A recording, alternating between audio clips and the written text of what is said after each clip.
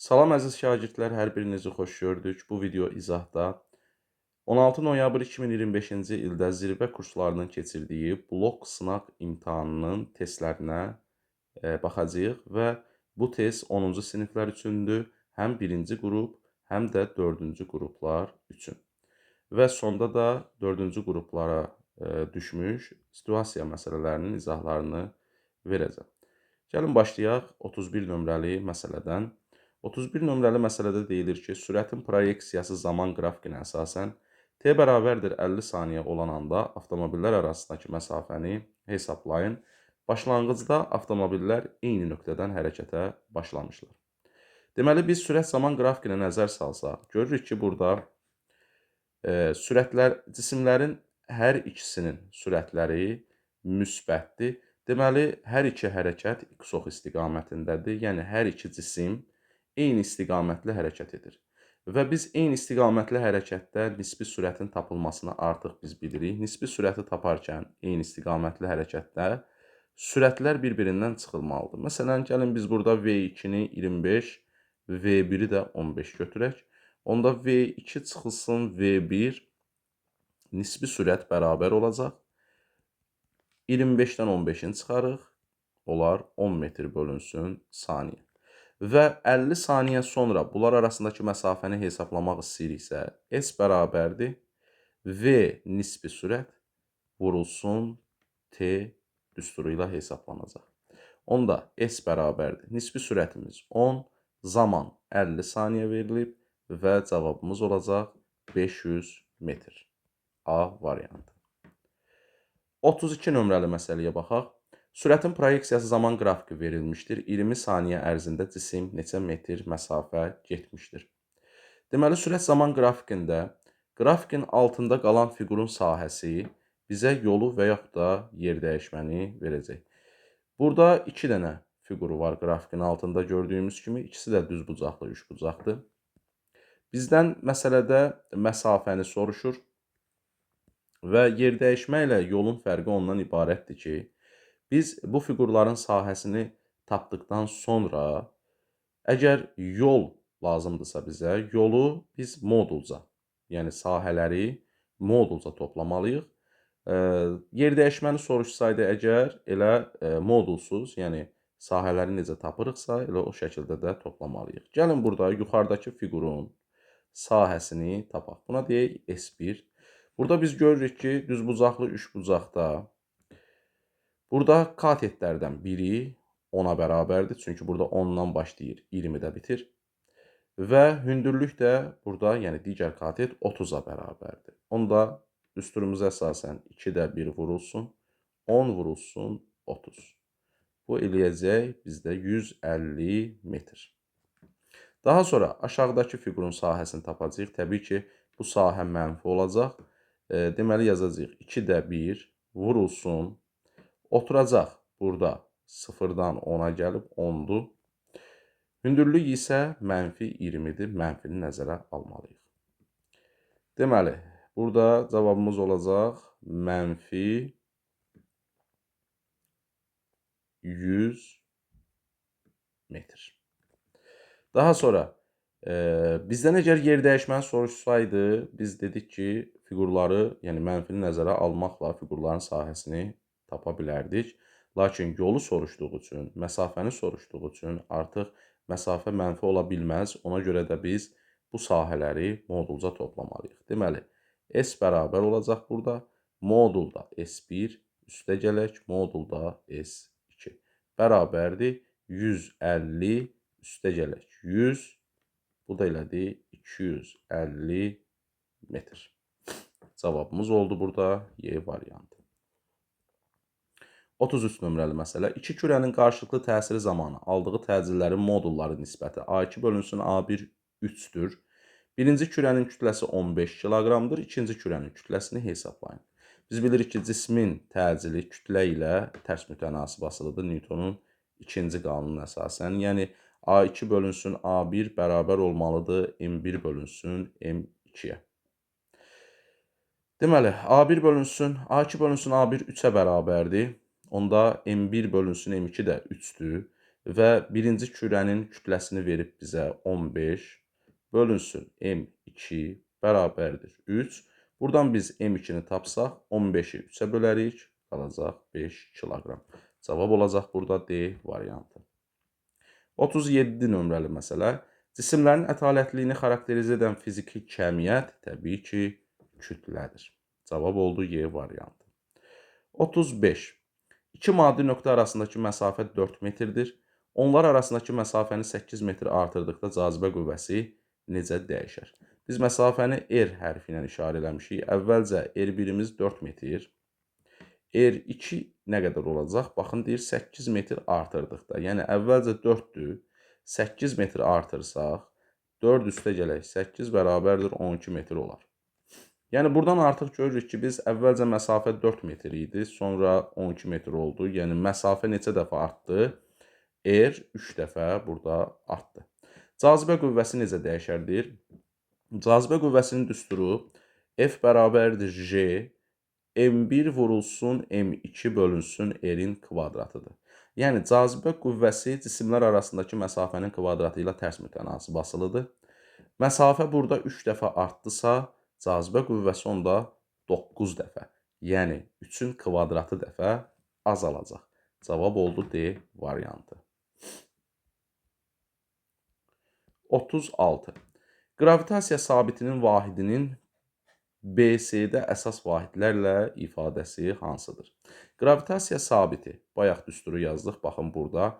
Cazibə qüvvəsinin düsturunda F bərabərdir J, M1 vurulsun M2 bölünsün R-in kvadratıdır. Buradakı J qravitasiya sabitidir və qravitasiya sabiti onda F vurulsun R-in kvadratı bölünsün M1 vurulsun M2-dir. Və qravitasiya sabitinin vahidi, onda biz necə yazarıq? Qüvvənin vahidini vurmalıyıq məsafənin vahidinə və bölməliyik kütlələrin vahidinə. Deməli, olacaq burada 1 Newton vurulsun, məsafənin vahidi metrdir. Burada metrin kvadratı yazmalıyıq, çünki R-in kvadratıdır. Aşağıda da kütlənin vahidini kütlənin vahidinə vurmalıyıq. Yəni, olacaq kiloqramın kvadratı. Burada biz Newtonu əsas vahidlərlə yazsaq, yazarıq ki, 1 kiloqram vurulsun metr bölünsün saniyənin kvadratı. Bu, Newtonun əsas vahidlərlə yazılışıdır. Daha sonra nə var başqa? Metrin kvadratı var burada. Bölünsün kiloqramın kvadratı. Burada kiloqramlardan biri ixtisar gedəcək. Onda kəsrin sürətində qalacaq metrin kubu. Aşağıda məxrəcdə isə saniyə kvadratı vurulsun kiloqram. Deməli, qravitasiya sabitinin vahidi metrin kubu bölünsün saniyə kvadratı vurulsun kiloqram. Cavab D variantı. 37 nömrəli məsələ. Kütləsi 10 kiloqram olan cismə ayın səthində nə qədər ağırlıq qüvvəsi təsir göstərir? Ağırlıq qüvvəsinin düsturu M vurulsun J. Burada J deməli, sərbəst düşmə təcilidir və bu planetdən planetə dəyişir. Və burada görürük ki, bizə aydakı ağırlıq qüvvəsini soruşur. Ona görə də aydakı sərbəst düşmə təcilini burada nəzərə almalıyıq. Cismin kütləsi 10 kiloqram, aydakı sərbəst düşmə təcili 1/6-dır. Onda cavabımız olacaq 16 Newton C variantı. 38.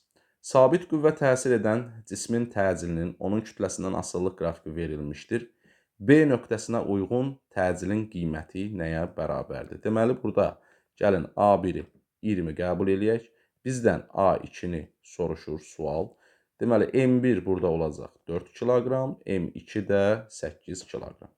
Biz bilirik ki, Newton ikinci qanunundan A bərabərdir F bölünsün M-dir. Və burada qüvvə sabit olduğundan təcil kütlə ilə tərs mütənasib asılıdır. Onda nisbət şəklində yazsaq, A1 bölünsün A2 bərabərdir M2 bölünsün M1 olacaq. Daha sonra verilənləri yerinə yazaq. A1 20-dir, A2-ni axtarırıq, bərabərdir M2 8-dir, M1 4-dür. Bu da bərabərdir 2-yə. Deməli, 20 bölünsün A2 2-dirsə, A2 də bərabərdir 20 bölünsün 2-dən 10 metr bölünsün saniyə kvadrat. Cavab oldu D variantı. 39. Yer səthindən hansı hündürlükdə kosmik cəmiyə təsir edən ağırlıq qüvvəsi 36 dəfə azalar? Yəni biz burada hündürlüyü tapmaq istəyiriksə, ağırlıq qüvvəsi neçə dəfə azalıbsa, biz onu kök altına salıb biri çıxmalıyıq. Yəni hündürlük burada, baxın bu qaydanı nəzərə ala bilərik. Kök altında 36 çıxılsın 1 R-ə bərabərdir. Burada da bizim cavabımız olacaq 5R. Yəni C variantı. 40. Qravitasiya sahəsinin intensivliyinin cismin kütləsindən asılılıq qrafiki hansıdır? Qravitasiya sahəsinin intensivliyi ya cismin kütləsindən, ya da ağırlıq qüvvəsindən asılı deyildir. Yəni, ancaq planetə xas olan özəlliklərdən asılıdır. Məsələn, planetin radiusundan, planetdən olan hündürlükdən asılıdır, daha sonra planetin kütləsindən asılıdır. Amma cismin kütləsindən, sınaq yükünün kütləsindən asılı deyil. Cavab burada C variantıdır. 41 nömrəli məsələ. Maddi nöqtənin çevrə üzrə dövrətmə periodu 0,6 saniyədir. 30 saniyə ərzində maddi nöqtə çevrə üzrə neçə dövr edər?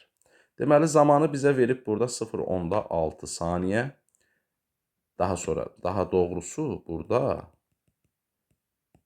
periodu verib bizə 0,6 saniyə.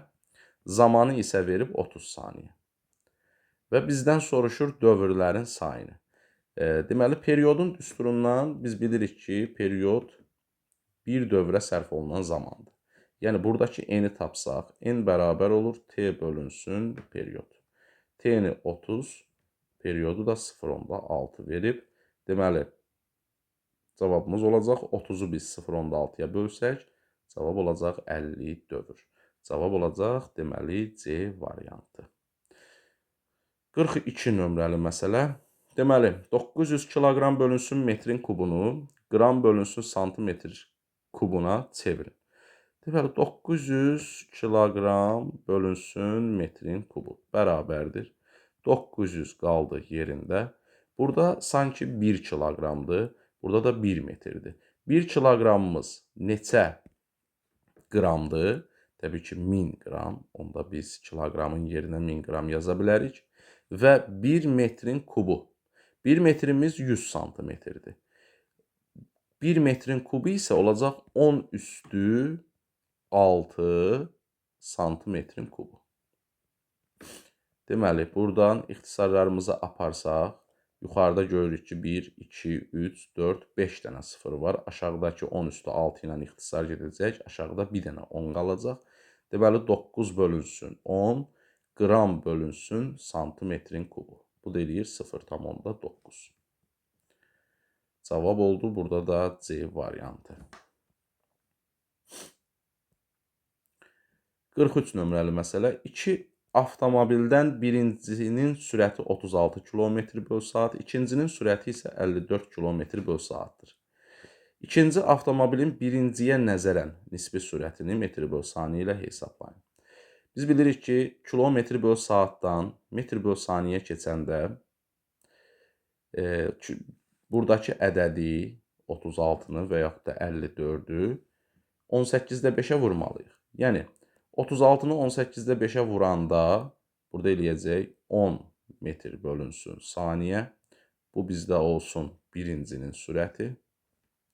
Deməli, 54 km/saatı da biz metr/saniyəyə keçəndə, yəni 18-də 5-ə vuranda eləyəcək 15 metr bölünsün saniyə. Deməli, artıq birinci və ikincinin sürəti məlumdur və nisbi sürəti tapanda, yəni ikinci avtomobilin birinciyə nəzərən nisbi sürəti, ikincidən birincinin sürətini çıxmalıyıq.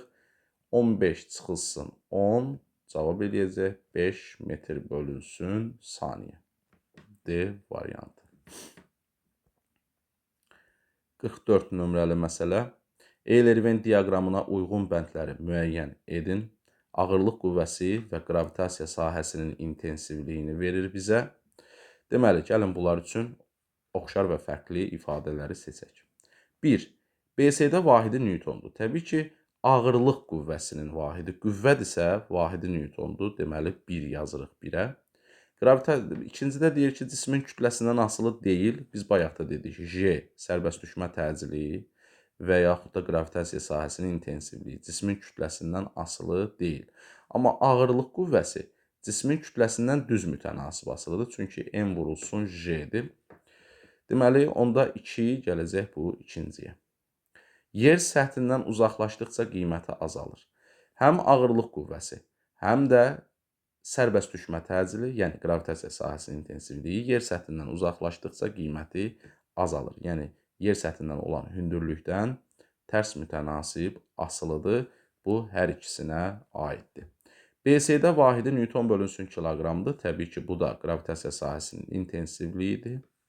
Yerin mərkəzinə doğru yönəlir, hər ikisinə aiddir. İkisi də vektorial kəmiyyətdir və hər ikisi həm ağırlıq qüvvəsi, həm də qravitasiya sahəsinin intensivliyi yerin mərkəzinə doğru yönəlir. Deməli, 1-də oldu 1, 2-də oldu 2, 4, 3-də oldu 3, 5. Cavab oldu A variantı. 45.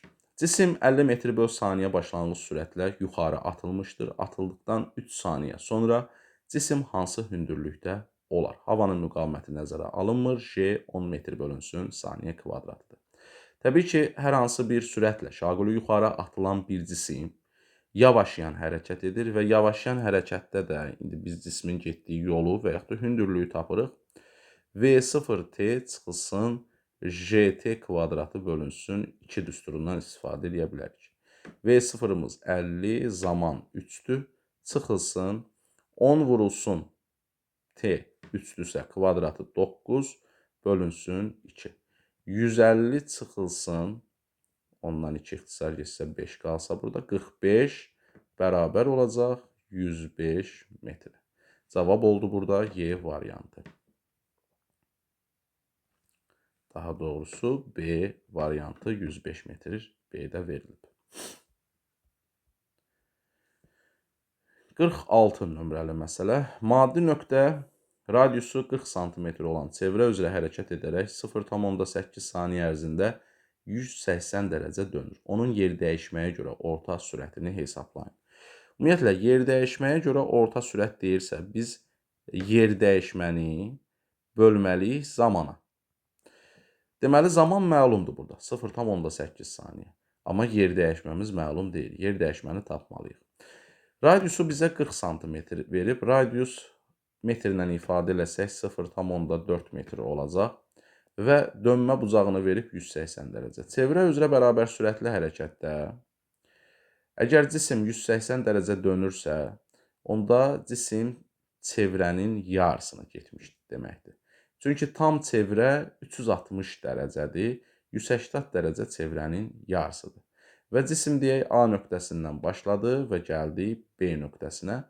Yer dəyişmə bu zaman nəyə bərabər olar? Təbii ki, 2R-dir. Çünki yer dəyişmə başlanğıc və son nöqtələri birləşdirən istiqamətlənmiş düz xətt parçasıdır. Deməli, yer dəyişməmizi tapdıq. 2R bölünsün T yazsaq olacaq orta sürət. R bizə 0,4 verib, 2-ni vuracaq 0,4-ə və zaman da 0,8-dir. 0,4-dən 0,8 ixtisar gedər 0,4-ə, aşağıda 2 qalar və 2-ni də 2-yə böləndə cavab eləyəcək 1 metr bölünsün saniyə. Cavab oldu burada D variantı. 47. Verilmiş iki maddi nöqtənin cazibə qüvvəsinin modulunun onlar arasındakı məsafədən asılılıq qrafiki hansıdır? F bərabərdir J, M1 vurulsun M2 bölünsün R-in kvadratıdır. Burada cazibə qüvvəsi cisimlər arasındakı məsafənin kvadratı ilə tərs mütənasib asılıdır. Burada da tərs asıllıq görürük ki, 4-cü qrafikdə verilib. Deməli, 47 nömrəli məsələdə cavab olacaq D variantı. 48. 4 kiloqram kütləli cisim 12 Newton qüvvənin təsiri ilə hərəkətə başlayır.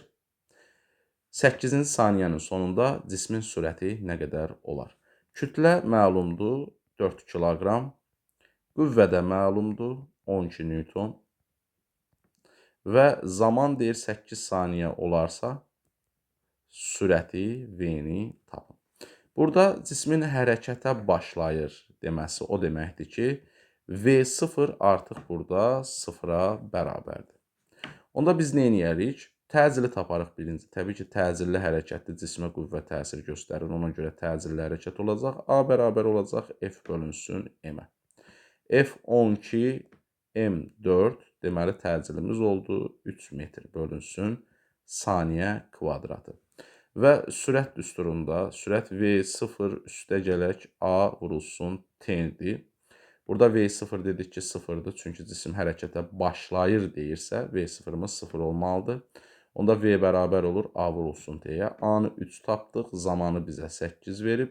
Deməli, sürətimiz olacaq 24 metr bölünsün saniyə. Cavab B variantı. 49.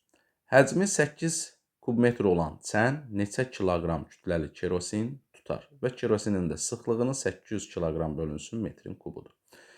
Deməli, həcm var. Həcm 8 metrin kubudur. Sıxlıq da var. 800 kiloqram bölünsün metrin kubu.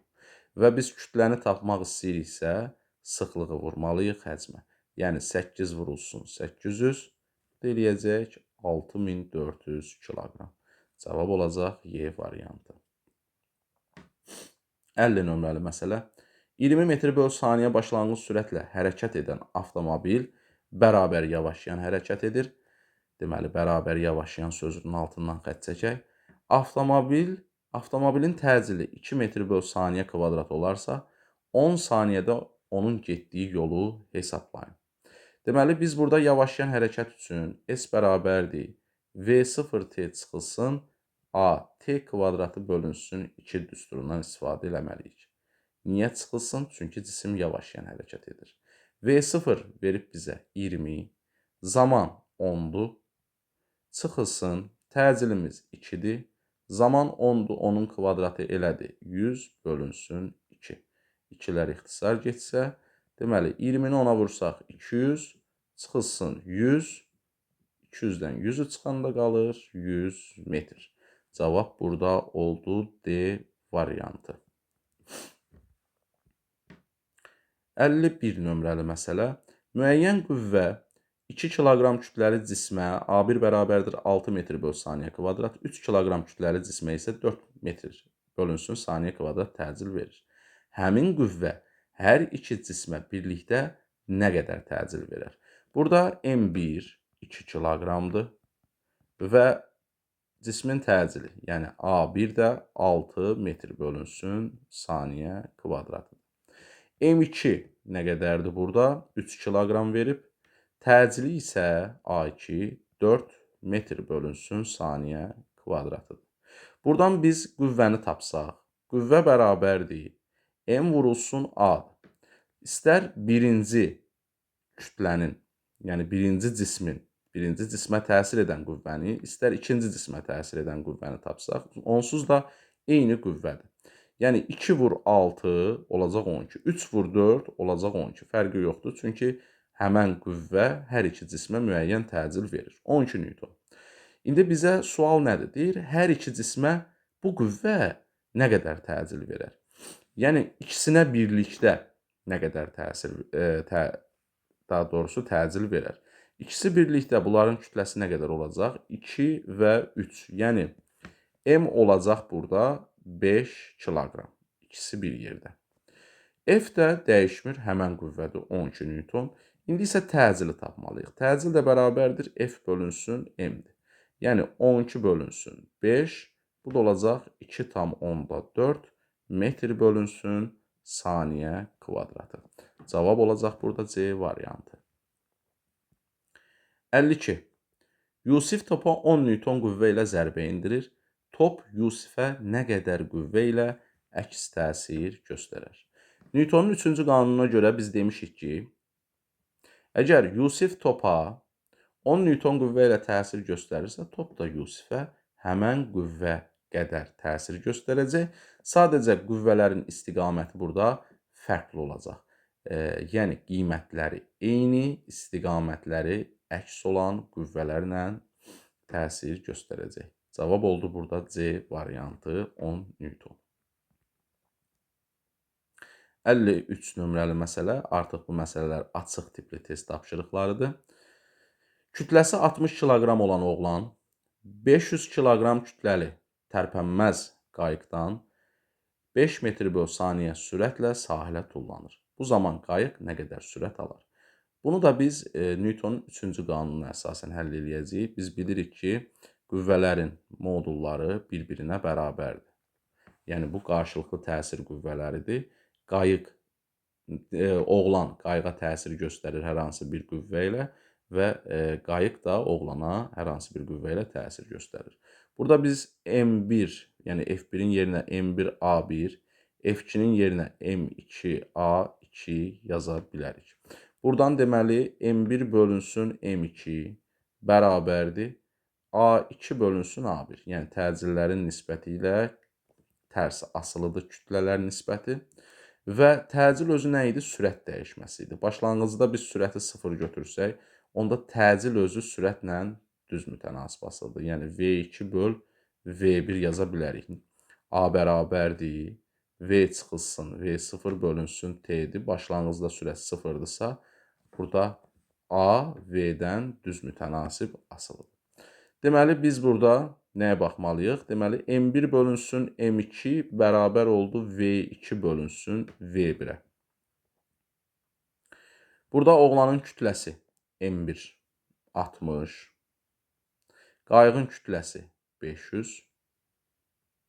Daha sonra oğlanın sürəti 5-dir. Yəni biz 1 ilə işarə eləmişik onu. Qayığın sürətini tapmalıyıq.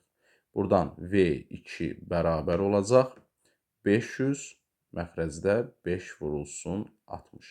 Bu da eləyəcək 500-də 300, ixtisar aparsaq olacaq 0,6 metr bölünsün saniyə. Deməli, cavabımız oldu 0,6. Keçdik 54 nömrəli məsələyə. Cismin sürətinin proyeksiyasının zamandan asılılıq qrafikinə əsasən onun 12 saniyə müddətində yer dəyişməyə görə orta sürətini hesablayın. Deməli, biz orta sürət dedik ki, yer dəyişməyə görə orta sürətdirsə, yer dəyişməni bölməliyik zamana. İndi gəlin fiqurun sahəsindən, bax buradan, sürət zaman qrafikindən dedik ki, fiqurun sahəsi bizə ya gedilən yolu verməlidir, ya da yer dəyişməni verməlidir. Yer dəyişməni hesablayanda biz fiqurun sahələrini olduğu kimi toplamalıyıq. Gəlin birinci yuxarıdakı fiqurun sahəsini tapaq. S1 deyək buna. Burada düzbucaqlı üçbucaqdır və düzbucaqlı üçbucağın sahəsi 2-də 1 vurulsun. Bir kateti 6-dır. Yəni 6-dan 12-yə qədər olan məsafədir. Burada isə görürük ki, 30 olacaq digər kateti. Onda 6 vurulsun 30. Bu da eləyəcək, deməli, 6 ilə 2 ixtisar gedəcək, 2-yə 3 qalacaq, deməli 90 metrdir. Aşağıdakı fiqurun sahəsi, təbii ki, mənfini yenə nəzərə almalıyıq. Burada yenə düzbucaqlı üçbucaqdır. 2-də 1 vurulsun, 6 vurulsun, mənfini nəzərə alaraq mənfi 20 yazırıq bura. Bu da olacaq, deməli yenə 6 ilə 2 ixtisar gedəcək 2-yə 3. 3-ü mənfi 20-yə vuranda olacaq mənfi 60 metr.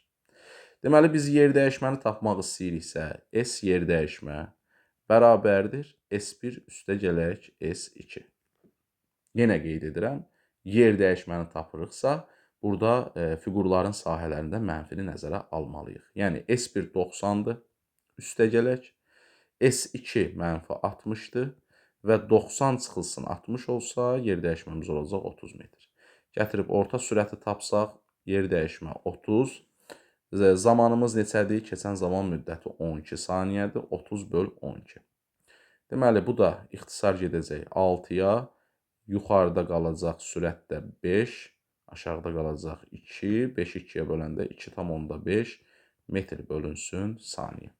Deməli, burada orta sürət, yəni yer dəyişməyə görə orta sürət 2,5 metr bölünsün saniyədir. 55. Körpüdə hərəkət edən avtomobilin sürəti 54 km/saat, mərkəzə qaçma təcili 3 metr/saniyə kvadratıdır. Körpünün əyrilik radiusunu hesablayın. Deməli, burada sürəti bizə verib, xətti sürəti 54 km/saatdır və biz dedik ki, km/saatdan metr/saniyə keçmək üçün 18-də 5-ə vurmalıyıq. 54-ü 18-də 5-ə vursaq, deməli, ixtisarlar getsə 18-ə, burada 1, yuxarıda 3 qalır. 3 vur 5-dən olacaq 15 metr/saniyə. Xətti sürət budur. Təcil də məlumdur. 3 metr/saniyə kvadratıdır. Biz təcilin, mərkəzə qaçma təcilinin düsturunu bilirik. Bizdən nəyi soruşur? Əyrilik radiusunu soruşur. A bərabərdir. V kvadratı bölünsün R-dir. Buradan R-i tapsaq, R bərabər olur.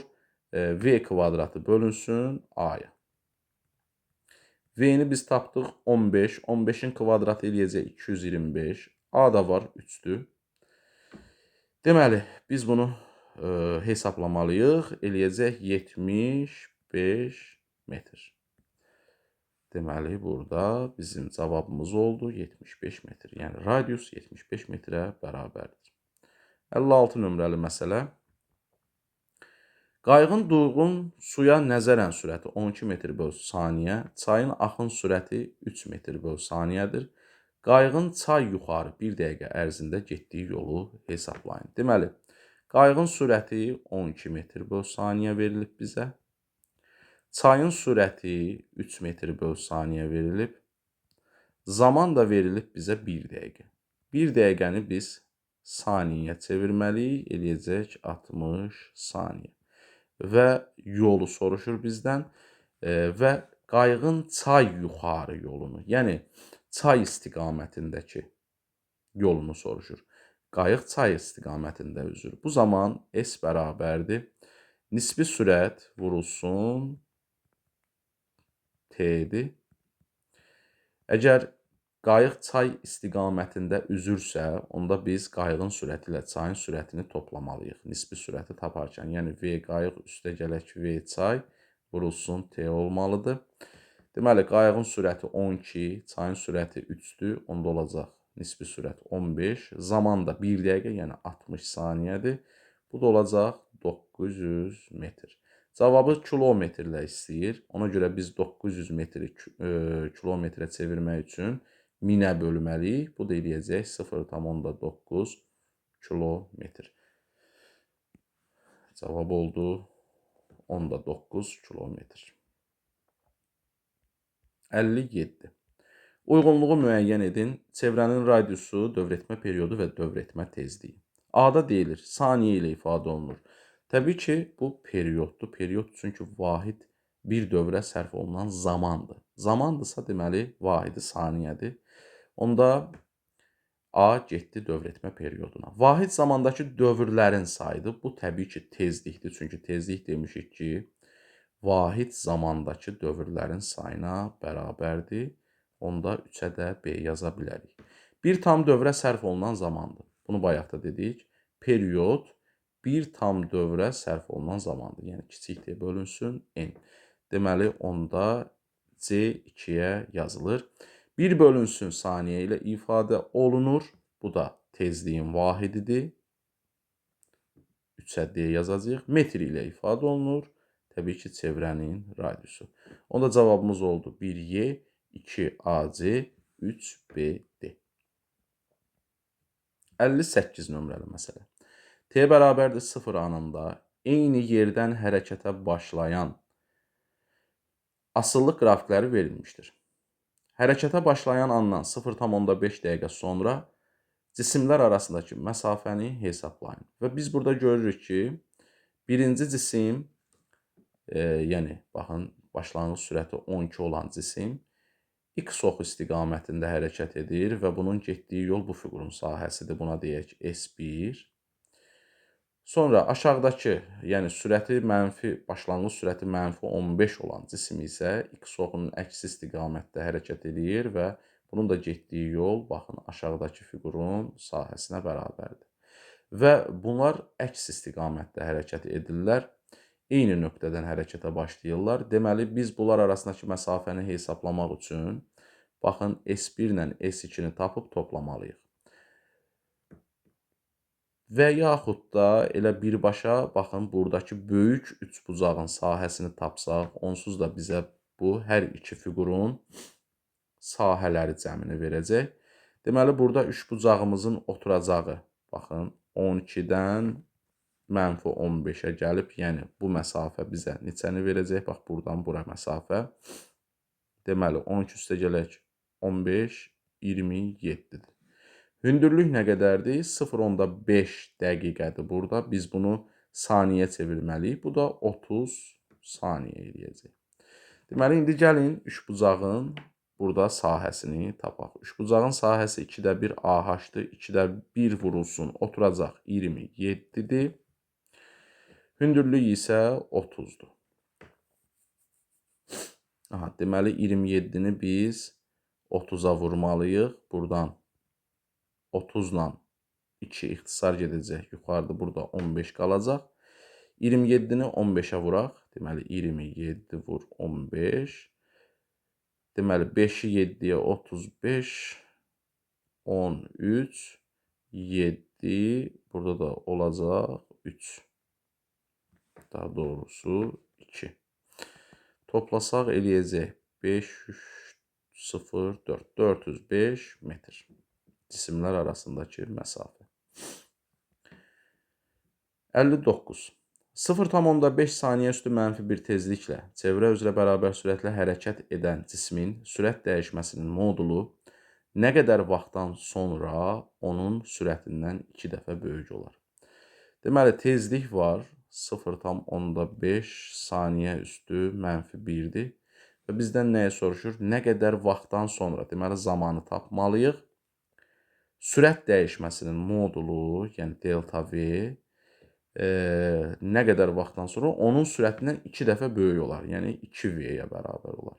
Və çevrə üzrə bərabər sürətli hərəkətdə biz demişdik ki, sürət dəyişməsi o zaman 2V olur ki, zaman periodun yarısına bərabər olsun. Yəni 2də 1 T-də sürət dəyişməsini biz 2V demişik və bizdən də həmən bu zamanı istəyir. Deməli, biz periodu tapsaq, həmən zamanı tapmış oluruq.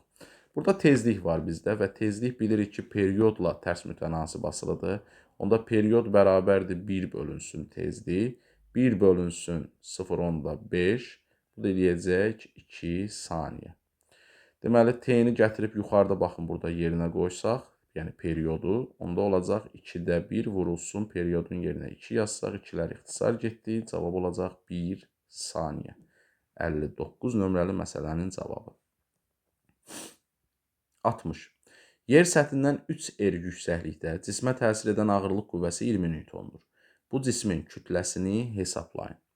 Deməli, H bərabərdir 3r hündürlükdə cismin ağırlıq qüvvəsi neçə dəfə azalar? Artıq biz bunu bilirik. Deməli, ağırlıq qüvvəsinin düsturu J, M vurulsun M, R üstə gələk H-ın kvadratıdır. Burada H-ın yerinə biz 3R qoysaq, məxrəcdə burada mötərizəni içə eləyir 4R. 4R-in də kvadratı 16R kvadratıdır. Yəni, yer səthindəkindən 16 dəfə az olacaq. Və bunu bizə verib 20 Newton. Deməli, yer səthindəki qiyməti, yəni F0, 20 vurulsun 16, bu da eləyəcək 320 Newton. Və ağırlıq qüvvəsi yer səthində M vurulsun J-yə bərabərdir. Bu da 320-dir. J-ni də bizə 10 verib. Deməli, M bərabər olacaq 320-ni J-yə, yəni 10-a bölməliyik. 320 bölünsün 10 bərabərdir 32 kiloqram. Bu da 60 nömrəli məsələ. Artıq birinci qrupa düşən sualların hamısının izahını verdim. İndi isə baxırıq 4-cü qrupa düşən situasiya məsələlərinə. Deməli, burada deyir, Nüsrət üfüqi yolda 0,8 metr böl saniyə kvadrat təcillə avtomobili idarə edirdi. Birdən qarşıda yolda çuxur olduğunu görüb əyləci basır. Avtomobil 20 saniyədən sonra dayanır. Deməli, təcili Bunun nə qədərdir? 0,8 metr bölünsün saniyə kvadratdır. Və t bərabərdir 20 saniyə sonra cismin sürəti 0-a bərabər olur. Yəni dayanır deyirsə burada, deməli son sürət 0-dır. Deməli 88 nömrəli məsələdə soruşur ki, Nüsrət əyləci basdıqda avtomobil hansı sürətə malik idi? Yəni V0-ı tapmalıyıq buradan. Biz də bilirik ki, V bərabərdir V0 çıxılsın AT düsturuna əsasən hesablanacaq bu. Çünki cisim yavaşlayan hərəkət edir. Yavaşlayan hərəkətdə də sürət tənliyi bu cürdür. Və V0 0-dır. Daha doğrusu V0-dır son sürət. V0-ı bilmirik. Çıxılsın təcil 0,8 vurulsun 20. Buradan da V0 bərabər olacaq. 0,8 20-yə vursaq 16 metr bölünsün saniyə. Başlanğıc sürəti artıq biz buradan tapdıq. Gəlin növbəti məsələyə baxaq. 89-da deyilir, avtomobil dayanana qədər getdiyi yolu hesablayın. Avtomobil dayanana qədər getdiyi yol təbii ki, S bərabərdir. V0T yavaşlayan hərəkət olduğu üçün çıxılsın, A vurulsun T-nin kvadratı bölünsün 2-dir. Deməli, V0 16 tapdıq əvvəlki məsələdə, gətirsək yerinə qoysaq burada. Zamanı 20 verib, çıxılsın təcil 0,8-dir. Zaman yenə 20-dir, 20-nin kvadratı 400 bölünsün 2. Buradan 16-nı 20-yə vuranda 320 çıxılsın. Deməli 2 ilə 400 2-yə ixtisar gedir. Yuxarıda 200, aşağıda 1. 200-ü 0,8-ə vuranda deməli eləyəcək 160. 320-dən 160-ını çıxırıq. Cavab elə 160 metrdir. 90 nömrəli məsələ sonuncu məsələdir. Avtomobilin sürətinin proyeksiyasının zamandan asılılıq qrafikini qurun. Deməli biz dedik ki, hərəkət yavaşlayan hərəkətdir. Və başlanğıc sürəti də biz 16 metr bölünsün saniyə aldıq. Deməli, cismin başlanğıc sürəti 16-dır və bu cisim sürəti azalır və 20 saniyə sonra sürəti 0-a bərabərdir. Bu da olacaq bunun qrafiki. Belə əziz şagirdlər, bununla da zirvə sınağının sonuna gəldik. Hər birinizə uğurlar arzulayıram. Diqqətinizə görə təşəkkürlər. Sağ olun, gələn görüşləridir.